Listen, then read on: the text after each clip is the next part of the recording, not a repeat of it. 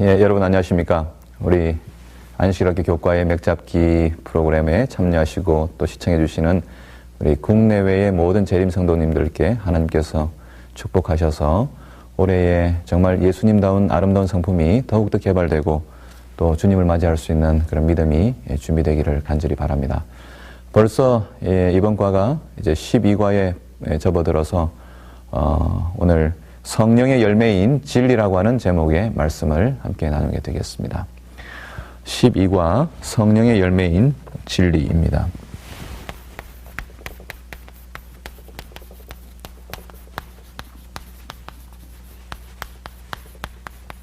예, 오늘도 두 부분으로 나눠서 좀 살펴보겠습니다. 첫 번째는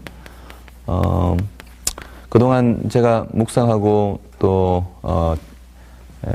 발견했던 우리 성령 하나님에 대한 좀 새로운 각도의 조명을 좀 공부하고 난 다음에 성령과 이 진리라고 하는 이 문제와 관련해서 성령께서 어떻게 역사하시는지 어떤 중요성이 있는지 살펴보도록 하겠습니다. 먼저 우리가 잘 아는 재림교회가 이 역사의 마지막을 준비하고 예수님의 재림을 준비시키기 위해서 어떤 사명과 역할을 가지고 있는지에 대한 말씀들을 이야기하고 있는 성경 말씀 가운데 요한계시록 12장 17절의 말씀은 매우 중요한 부분인 것으로 우리가 알고 있습니다. 용이 여자에게 분노하여 돌아가서 여자의 남은 자손 곧 하나님의 계명과 예수의 증거를 가진 자들로 더불어 싸우려고 바다 모래 위에 섰더라 라고 하는 매우 긴장감 넘치는 전쟁의 모습을 지금 이야기하고 있습니다. 사단이 남아있는 참된 진리 교회와 싸우기 위하여 한판 전쟁을 벌이고 지금 싸울 태세를 하고 있는 모습을 묘사하면서 사단이 누구와 싸우고 있는지를 이야기합니다. 사단은 아무나 하고 싸우는 것이 아닙니다. 사단은 반드시 싸울 만한 확실한 대상을 찾아서 싸웁니다. 그 대상이 어떤 사람인지에 대하여 두 특징이 나왔죠. 첫 번째는 하나님의 계명을 지키는 자들입니다. 하나님의 계명을 지키지 않는 사람은 이미 사단의 밥입니다. 그러므로 싸울 이유가 전혀 없습니다. 두 번째, 하나님의 계명을 지키는 존재와 싸운다 그러고 끝나도 되지만은 여기에 뭘 하나 더 추가하고 있냐면 예수의 증거를 가진 자로 싸우기 위하여 모래 위에 섰다 그렇게 이야기하고 있습니다. 그래서 이번 시간에 이 예수의 증거가 무엇이길래 사단이 싸우려고 하고 있는지에 대한 이야기를 나눠보려고 하는 것입니다. 하나님의 계명을 지키는 존재와 싸우려고 하는 것은 이해가 얼른 되죠. 근데 예수의 증거를 가진 자들이 어떤 자들이길래 싸우려고 하는가 라고 하는 것입니다. 여러분, 재림교인으로서 이 문제에 대하여 어쩌면 교과서적인 대답을 가지고 있습니다. 요한계시록 19장 10절에 의해서 소위 예언의 선물을 가지고 시대의 상황이 어떻게 움직여가게 될 것인지에 대한 이 성령님의 지도를 가지고 있는 백성이기 때문에 우리는 바로 이 싸움의 대상이라고 이야기하고 있습니다. 그러나 조금 우리는 이 문제에 대하여 약간의 의심스러운 이 마음을 갖습니다. 또는 좀 일반적인 의미에서 이 의미를 먼저 생각해 보아야 할 필요가 있다는 것이죠. 자, 먼저 이 예수의 증거가 쓰여진 용례들을 살펴보겠습니다. 그러면서 얼마나 중요한지를 보시면 계시록 1장 2절에 요한이 이 계시록을 쓰는 이유가 바로 하나님의 말씀과 예수 그리스도의 증거 곧 자기의 본 것을 다 증거하였느니라 라고 말함으로써 똑같이 하나님의 계명과 예수의 증거에 대한 이야기를 기술하고 있다고 이야기합니다. 계시록의 주제죠. 또한 계시록 1장 9절에 하나님의 말씀과 예수의 증거 때문에 나 요한은 밤노라 하는 섬에 갇혔다 그렇게 말했습니다. 지금 유배지에서 이 자유로운 선교 활동을 하지 못하고 있는 요한의 상황이 무엇 때문인가 하면 바로 똑같이 하나님의 계명과 예수의 증거 때문에 그런 일이 생겼다 이야기하고 있습니다.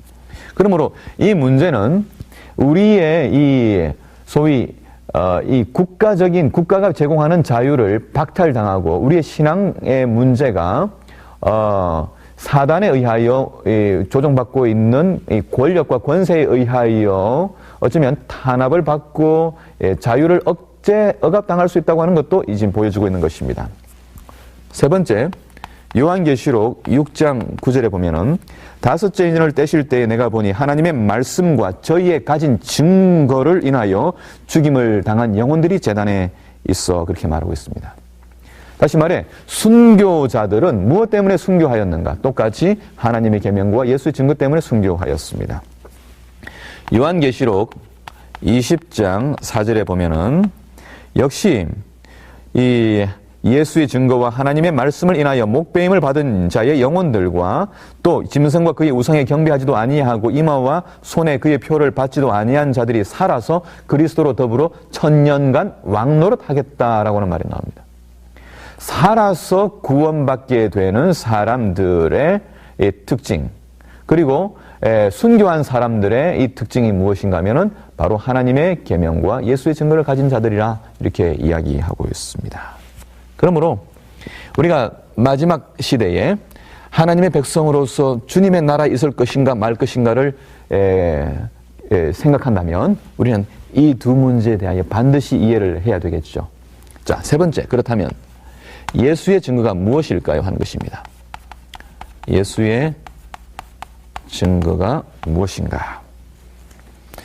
자, 이 예수의 증거는 두 가지 의미에서 이해될 수 있습니다. 예수님에 대하여 예수님을 증거하는 것도 되고 예수님이 증거하신 것도 됩니다.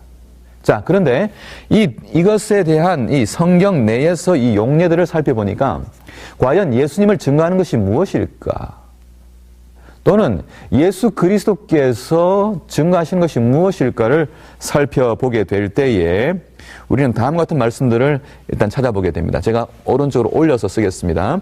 사도행전 5장 32절에 우리는 이 일의 증인이요 하나님이 자기를 순종하는 사람들에게 주신 성령도 증거하는 분이다 그렇게 말하고 있습니다. 증인인 우리도 예수님을 증거하지만은 성령도 증거하시는 분이다 그렇게 말합니다. 사도행전 15장 8절에 또 마음을 아시는 하나님이 우리에게와 같이 저희에게도 성령을 주어 증거하셨다라고 말합니다. 성령을 주어 증거하셨다. 로마서 8장 16절 우리가 잘 아는 말씀인데 성령이 친히 우리 영으로 더불어 우리가 하나님의 자녀인 것을 증거한다. 성령이 우리가 하나님의 자녀인 것을 증거한다 그랬습니다. 자, 우리가 하나님의 자녀인지 아닌지를 증명하는 것은 바로 뭐라고요? 우리 마음에 계시는 성령님이 거하시면 우리는 하나님의 자녀이고 거하시 않으면 그가 교회를 얼마나 오래 다녔던지 아니면 교회에서 어떤 직분을 가졌던지 그는 하나님의 자녀가 아니라고 하는 것입니다. 이것이 사실 요한복음 3장에서 이야기한 거듭남의 이야기죠. 거듭난 자가 하나님의 자녀로 태어나는 것이기 때문에 물과 성령으로 거듭난 사람이 바로 하나님의 자녀인 것을 자녀인 것이고 성령께서 그것을 증명하신다고 하는 것입니다. 자, 다른 성경 요한일서 4장 13절에 그의 성령을 우리에게 주심으로 우리가 그 안에 거하고 그가 우리 안에 거하시는 줄을 아느니라. 성령을 우리에게 주심으로 예수님이 성령께서 우리 안에 거하시고 우리도 그분 안에 거하시는 것을 뭐 한다고요? 역시 성령이 증거하신다 그렇게 말했습니다. 자, 이제부터 주목하실 것이 요한계시록의 용례나 요한복음의 용례는 사실 같은 저자에 의해서 기록되었죠. 요한일서 5장 10절 하나님의 아들을 믿는 자는 자기 안에 뭐가 있다? 증거가 있다 그랬습니다. 중요한 성경 말씀입니다. 하나님의 아들을 믿는 예수님을 믿는 자는 예수님을 믿는다고 하는 증거가 그 안에 있다 그렇게 말했습니다.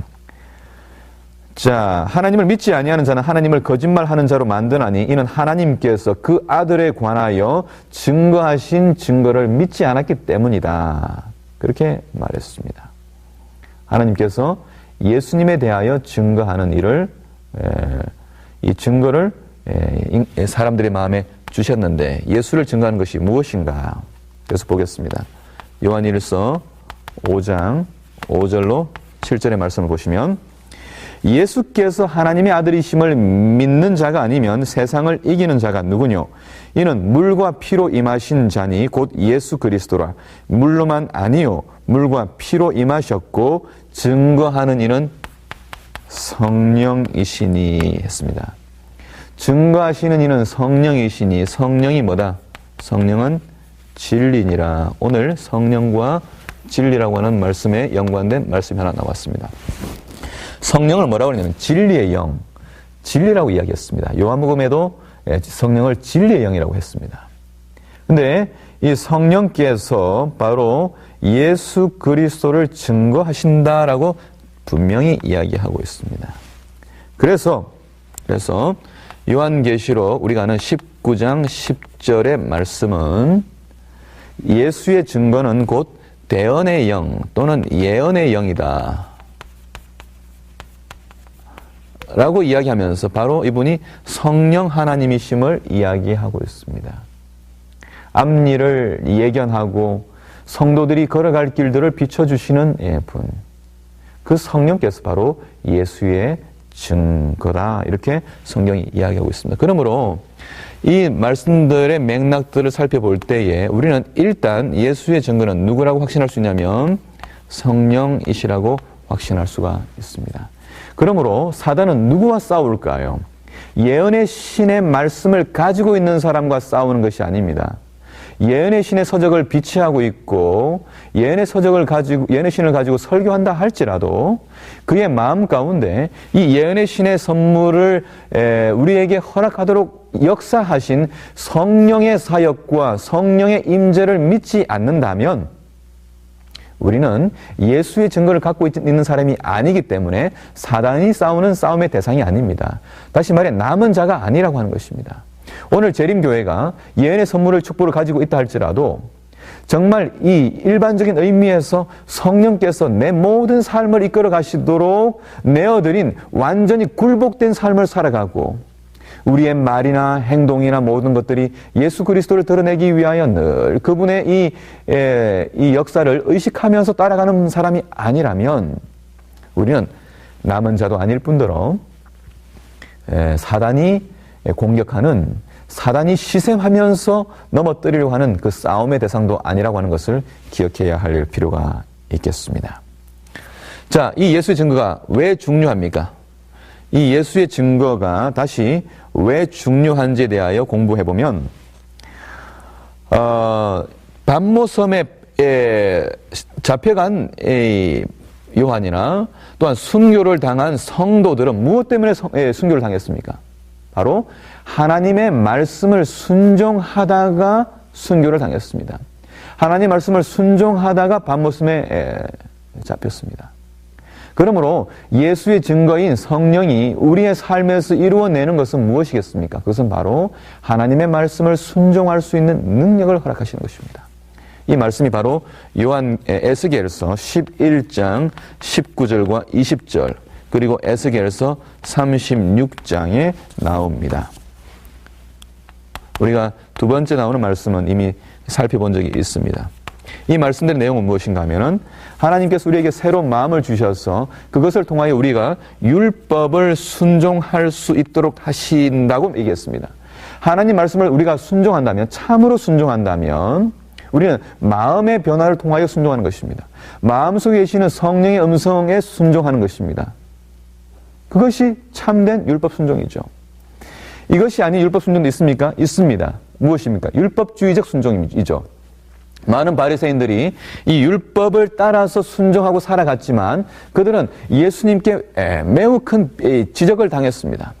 마음은 하나님께 먼 상태, 마음은 하나님께 드리지 못한 이 상태에서도 여전히 형식적인 순종이 가능하기 때문에 참된 율법의 순종은 바로 사랑이신 성령께서 우리 마음에 거하시는 이 역사를 통하여 순종이 이루어질 수 있기 때문에 바로 이 예수의 증거가 중요한 것입니다. 그러므로 이 두 가지는 항상 같이 가는 것이죠. 하나님의 계명과 예수의 증거. 어떤 때는 밖에서 나옵니다. 예수의 증거와 하나님의 계명을 인하여. 그래서 이 두 가지는 바로 하나의 이야기를 하고 있습니다만은 우리가 죄인으로 태어났다가 예수의 십자가 공로에 의하여 의인이 되었습니다. 의인이 되고 난 다음에 다시는 죄를 짓지 않도록 하시는 성령의 허락을 받았습니다. 그러므로 우리가 성령과 함께 동행하는 동안 우리는 죄의 유혹들을 이겨낼 수가 있죠. 실제 생활 속에서도 그렇습니다. 많은 친구들이 질문을 합니다. 목사님은 아이들이 화를 나게 하고 격노하게 할 때 어떻게 합니까? 어떻게 이겨냅니까? 목사님은 사모님과 살면서 혹 의견 다툼이 있거나 좀 이렇게 마음이 언짢게 되면은 어떻게 그 문제를 해결하십니까? 여러분, 가정에서의 우리 화목한 가정도 누가 이루시는 것입니까? 우리 안에 거하시는 성령께서 우리 마음을 장악하시도록 내어줄 때만 우리의 가정이 행복해지는 것이죠. 우리를 내려놓게 될 때, 자기를 부인하고 성령께서 우리 안에 들어오게 되실 때에 우리는 사랑이라고 하는 율법을 순종할 수가 있게 되는 것입니다. 그때에 원수가 내 목에 칼을 대도 우리는 어쩌면 그 순간 우리가 상상할 수도 없겠지만 우리는 성령의 역사에 의하여 부활의 소망을 안고 원수도 용납하면서 우리가 순교자의 삶을 살 수도 있지 않겠습니까? 이것은 매우 엄숙하고 결정적인 내용을 이야기하고 있다는 사실을 우리는 기억해야 할 것입니다. 자, 이런 예수의 증거를 여러분 소유하고 있습니까? 오늘 저와 여러분들이 이 예수의 증거를 가지고 있죠? 성령께서 우리 마음에 계시죠? 성령께서 우리 마음에 거하신다고 하는 것을 어떻게 알 수 있느냐? 맺히는 증거를 통해서 알 수 있겠지만 누가 가지고 있는지에 대한 설명을 우리가 하게 될 때에 예수의 증거를 누가 소유하느냐? 성경의 모든 내용들은 단순합니다. 믿는 자가 믿음을 통하여 우리에게 구하는 자마다, 누구든지 목마른 자마다 허락된 성령을 내게도 허락하셨다는 사실을 믿을 때에 성령은 내 마음에 거하기 시작합니다. 그럼 오늘 여러분들 믿으시겠습니까? 성령께서 우리 마음에, 모든 사람들의 마음에 들어오셔서 죄악된 본성들을 제거하고 성령의 사람으로 변화시키고자 하시는 그분의 역사를 믿으신다면 그분은 오늘 우리에게 새로운 삶으로 초청하시고 변화를 일으키신다고 하는 것입니다. 이 말씀들이 누가복음 7장 37절로 39절 믿는 자의 받을 성령이라고 그랬습니다. 갈라디아서 3장 2절과 5절에 너희가 성령을 받은 것은 율법의 행위로냐 아니면 듣고 믿음으로냐라고 말합니다. 똑같은 말씀입니다. 갈라디아서 3장 13절 14절 성령의 열매가 나오는 이 갈라디아서 이야기는 역시 믿음으로 성령을 받는 이야기를 합니다. 믿음으로 말미암아 성령의 약속을 받게 하려 함이라. 자, 사도행전 2장에서 베드로의 설교를 듣고 사람들이 회개합니다. 그때도 말하기를 베드로가 가로되 너희가 회개하여 각각 예수 그리스도 이름으로 침례를 받고 죄 사함을 받으라. 그리하면 성령을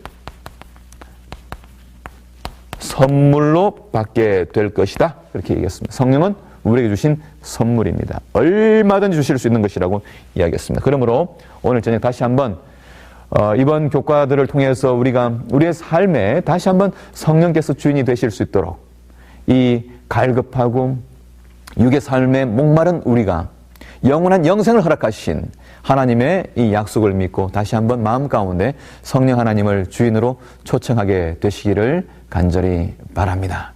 그것이 거듭남이요, 그것이 하나님의 자녀임을 증명하는 것이요, 증거하는 것이요, 바로 그것이 우리가 마음속에 있는 예수의 증거라고 하는 것입니다. 그러면 짧게 우리 성령과 진리의 문제를 공부해 보겠습니다. 굉장히 중요한데 사실은 여러분, 예수님께서 요한복음 17장 17절에서 저희를 진리로 거룩하게 하옵소서, 아버지의 말씀은 진리입니다.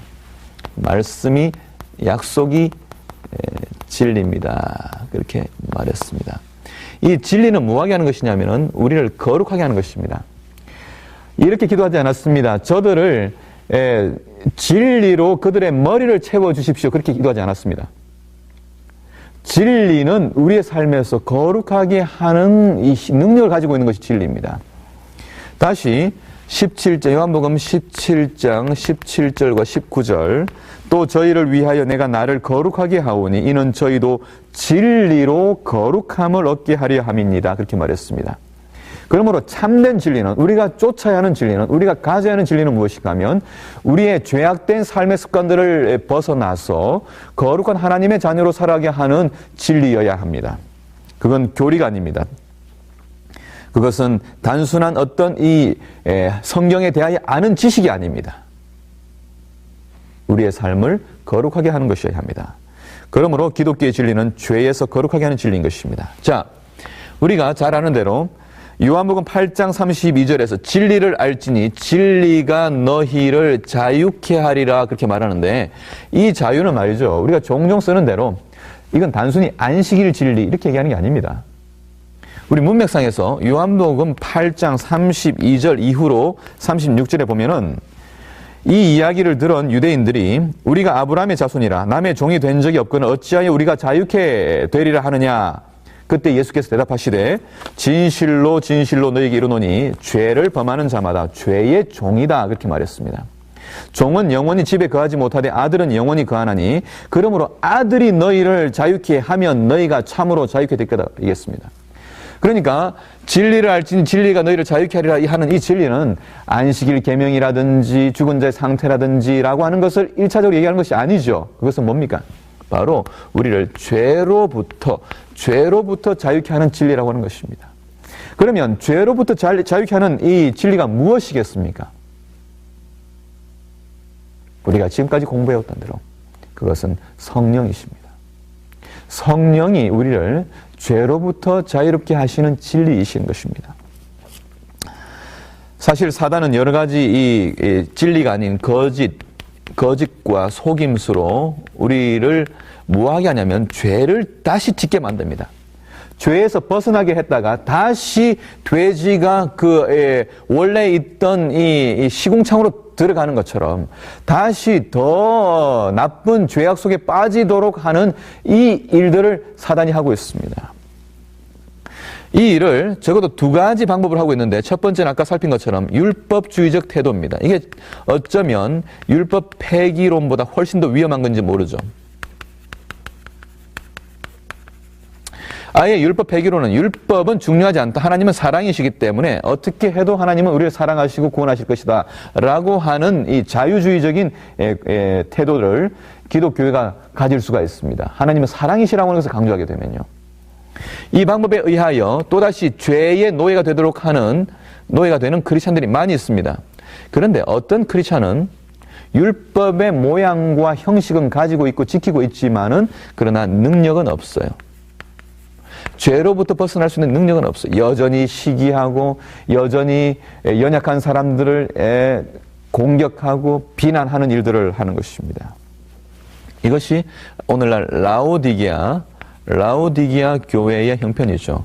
다 있는 것처럼 보여지고 입은 것처럼 보여지고 넉넉한 것처럼 보이지만 여전히 헐벗었고 배고프고 눈멀고 가련하고 가난한 상태에 있지만 율법주의적인 이 거짓에 빠지게 되면 사실 우리는 가난한 상태의 심령을 가지고 있으면서도 하나님의 능력이 아니면 절대 선한 것을 만들어낼 수 없는 상태에 있으면서도 스스로 기만당하는 상태에서 사단의 밥이 될 수도 있다고 하는 것입니다. 이것을 우리를 이런 상태에서 벗어나도록 하는 것이 무엇인가? 바로 성령입니다. 요한복음 그래서 4장 23절 24절에서 아버지께 참으로 예배하는 자들은 뭐와 뭐로요? 신령과 진정으로 예배할지니 라고 얘기하는데, 이 말씀은 사실 어떻게 번역되어야 되냐면 성령과 진리로. 이 이야기가 무엇입니까? 처음에 이야기했던 요한계시록 12장 17절에 있는 하나님의 계명과 예수의 증거라고 하는 내용과 똑같은 내용을 예수님이 하신 것입니다. 이것을 요한이 캐치한 것이죠. 그러므로 우리가 가지고 있는 진리, 재림교회가 가지고 있는 진리는 무엇인가 하면 마지막 대쟁투 역사를 마치면서 죄의 역사를 종결짓는 일에 우리를 부르시고 계시는 것입니다. 흰옷을 입은 순결한 자들로서 어린 양을 따라가면서 정결한 처녀로 그리스도를 맞이할 수 있는 이 아름다운 이 죄로부터 자유케 하는 진리로 우리를 초청하셨고, 오늘 우리는 그 대열 속에 서 있는 것입니다. 그 일을 이루시는 분이 누구시라고요? 바로 성령께서 우리를 하나님 말씀을 지키도록 하는 것입니다. 그러므로 사실 이 하나님의 계명과 예수의 증거와 신령과 진정으로 예배하라고 하는 말씀은 요한에 의하여 동일한 말씀으로 이해가 되는 것입니다. 디도서 3장 5절에도 우리를 구원하시되 중생의 씻음과 성령의 새롭게 하심이라고 그렇게 했습니다. 성령의 새롭게 하심이 없이는 구원과 영원한 이 천국이 우리에게 허락될 수가 없는 것입니다. 이 내용이 바로 성소에서 설명되었습니다. 언젠가 한번 공부한 것처럼 성소 뜰의 제일 중앙에는 번제단이 있고, 그리고 이 지성소와 성소가 있는 제일 가운데는 법궤가 있습니다. 십자가와 그리고 십계명이 이 성소의 핵심입니다. 십자가의 희생을 통하여 우리에게 성령을 허락하셔서 성령의 이끌림 받는 성소의 삶을, 말씀을 먹고 기도를 하고 그리고 선한 행동을 사는 삶에 의하여 성령에 따라 인도함을 받는 하나님의 자녀로 살아가는 것이 결국은 하나님의 율법의 말씀을 순종하게 하고 순종하는 백성으로서 우리를 하나님 앞에 서도록 하는 것입니다. 이 엄숙한 마지막 시기에 우리는 이 성령께서 이끄시는 이 진리의 음성을 따라서 우리의 삶에 이 죄의 이 습관이 되어 있는 많은 문제들을 이 성령의 능력으로 제거하고 잘라내고 하나님 말씀과 또 기도와 주님의 약속을 믿는 이 믿음 가운데에서 우리의 삶이 거룩한 성도의 모습으로 변화되어야 할 필요가 있는 것입니다. 이 일에 대한 약속을 주셨습니다. 성령께서 하신다고 하는 것입니다. 그러므로 우리가 매번 유혹을 느낄 때마다, 매번 강력한 시험을 느낄 때마다 우리는 성령께 기도하면서 성령께서 내 삶 안에서 내 생각을 주장해 주시고 내 욕망을 주장해 주시고 내 삶의 목적과 비전을 주장해 주셔서 죄에 넘어가지 않도록, 시험에 들지 않도록 기도하라고 하신 예수님의 말씀 역시 성령께 삶을 드리라고 하는 것인 것을 기억하고, 오늘 우리 각자의 삶에서 겪는 모든 시험 가운데에서 작은 승리, 큰 승리들을 경험하는 우리 모든 재림신자들이 되기를 간절히 바라면서 오늘 성령의 열매인 진리 12과의 내용을 마치도록 하겠습니다. 감사합니다.